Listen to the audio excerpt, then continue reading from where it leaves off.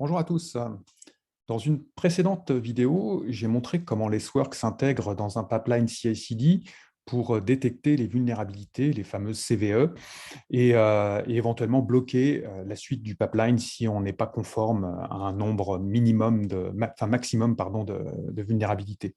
Aujourd'hui, je vous propose d'aller encore plus loin et non seulement d'aller vérifier quelles sont les vulnérabilités de notre image Docker, mais également de vérifier si notre image respecte des bonnes pratiques, comme par exemple le tag, et vérifier que le tag est issu d'un commit number, n'est pas un tag latest, par exemple, qui ne veut pas forcément dire grand-chose, ou encore si l'utilisateur par défaut de notre container ne sera pas root, ou si le Dockerfile présente des commandes de type sudo, apt-get, etc.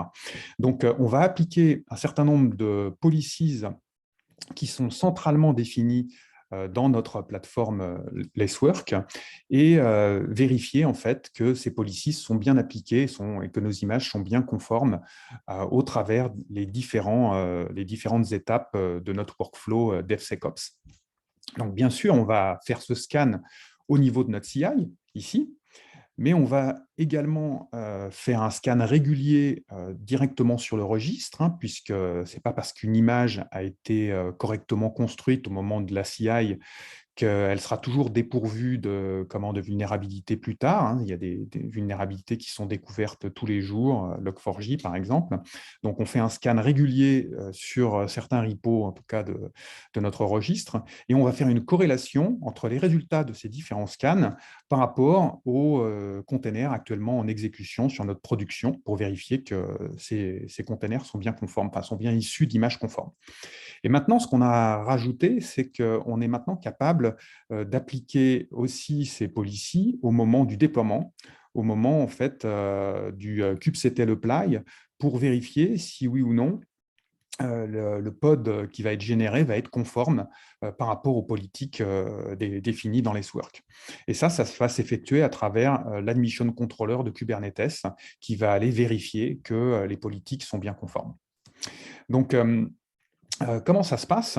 Eh bien, en fait, on va voir dans notre interface LaceWorks qu'on a un certain nombre de policies qui sont déjà prédéfinies, mais on va aussi être en mesure de créer nos propres policies, hein, par exemple celle-ci qui interdit l'utilisation du tag latest.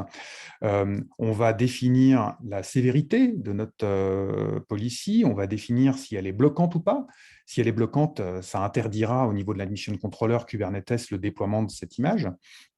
Et puis, on peut définir des exceptions pour certains repos, si par exemple c'est justifié d'un point de vue business.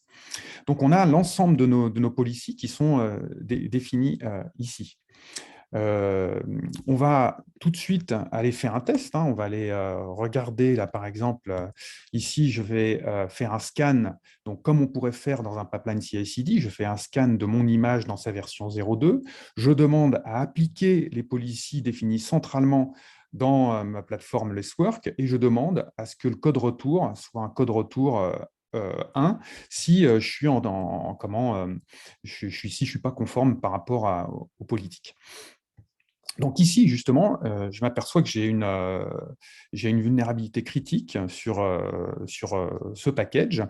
Du coup, j'ai un code retour. Là, si je fais un écho du code retour, je vois bien que j'ai un code retour 1 et qui est donc pas 0. Et donc, du coup, je peux utiliser ça au travers de mon pipeline CI/CD pour éventuellement bloquer la suite de mon pipeline.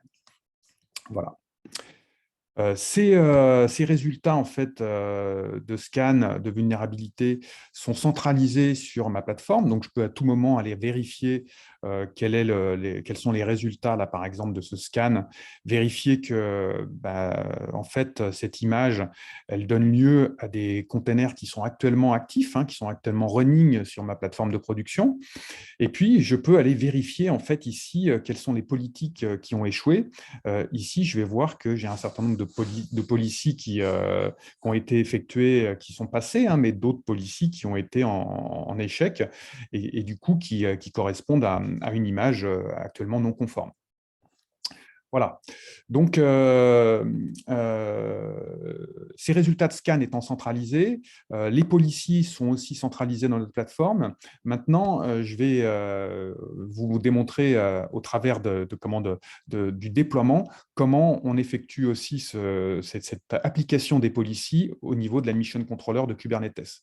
Donc, c'est très simple en fait, hein. Il suffit de faire un kubectl apply ici. Donc là, je vais appliquer en fait mon manifeste et finalement, ben, puisque j'ai déployé un webhook sur mon cluster Kubernetes, ici, je passe par ce webhook qui me dit en fait que ben, cette policy, elle est bloquante et qu'elle est non conforme et donc du coup, je ne peux pas déployer sur mon cluster Kubernetes. Voilà. Merci pour votre attention.